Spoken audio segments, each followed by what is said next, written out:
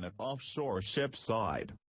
Body of a man dressed in crew overalls was spotted hanging at a STB side of an offshore supply tug, anchored at Kemaman Anchorage, eastern Malay Peninsula, Malaysia, South China Sea. Master of the ship reported grisly finding to local police in the afternoon February 18.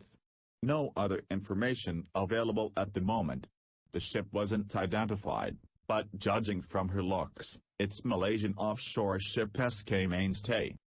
Offshore supply tug SK MAINSTAY, IMO 9,754,628, GT 2294, built 2017, flag Malaysia, operator SK Offshore and Marine STNBHD, Malaysia.